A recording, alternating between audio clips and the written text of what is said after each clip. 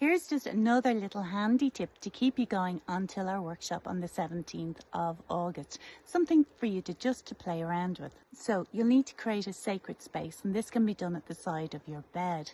The ingredients for this sacred space is a candle, maybe some Palo Santo and sage if you have it, and 3 or 4 or 5 crystals depending on how many intentions that you have, and a sheet of paper and a pencil. That's all you need. Oh, and you need your pendulum.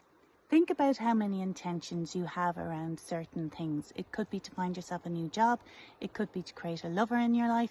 It could be to create more money. It could be for more health. Depends. Then I want you to pick 4 or 5 or 3 or 4 of them, it doesn't matter, and tear your piece of paper up into 4 or 5 pieces according to how many intentions you have.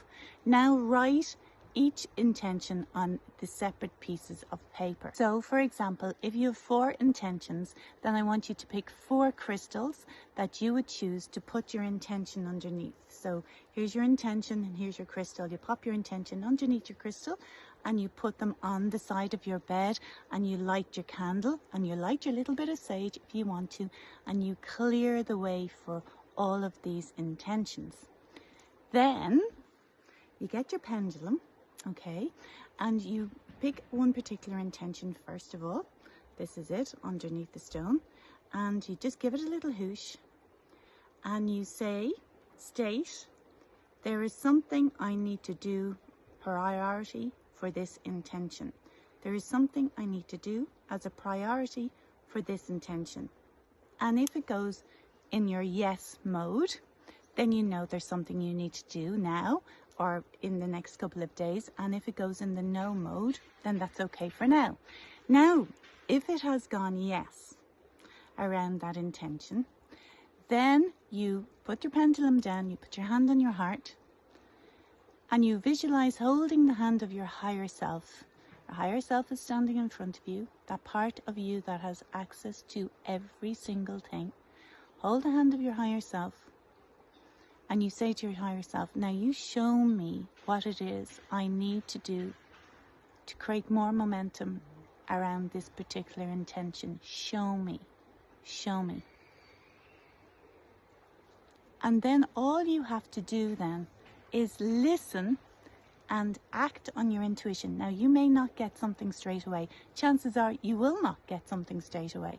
But you could be downstairs pottering about or putting on the kettle, and next thing you go, oh, that's a really good idea. And it could be something as very small as fluffy socks. I know you're going to laugh, but remember, I got the intuition of fluffy socks to put into my case to gather momentum around me getting into America when America was closed. And I got into America. So it could be very, very small intuitions, but I want you to listen to those intuitions and act on them. Then I want you to go back to your next intention, and I want you to do the same thing. Put the pendulum over the next intention, give it a little whoosh and say, there is something of priority for me to do around this intention.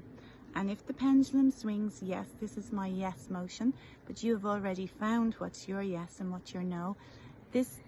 Then you just take it and you do the same thing. You go into your heart, you visualize holding the hand of your higher self, and you ask, show me. The reason for visualizing going into your higher self like that is because you're accessing a part of your mind that you don't use all of the time in conscious awareness. Most of the time we use this part of our mind in unconscious unawareness, but not consciously. And then you go back to the next intention and the next intention and the next intention, depending on how many intentions you have. And you will get intuitions during the day or in the next couple of days that follow, and they may be teeny weeny intuitions, but I want you to act on them. This is very simple, it's a bit of fun, but it really works because you're actively working on creating momentum around your intuitions in a non-resistant, playful way. Don't get too serious about it, and if you can't do it, that's okay. It took me for ages to learn how to use the pendulum, and I'm so glad I kept it up and kept on going. I'm so glad I didn't throw it there because it took me ages. Some people take to it straight away. I took to the kinesiology straight away, and some people it took them forever to do, whereas this, it took me a little bit of time to get used to it. So don't worry about it. Play with it, and I will be sending you out another video before the 17th of August. Really looking forward to having you here, and hopefully I can bring you down here for our meditation first. We'll see, depending on how many people are around. So I'll see you soon.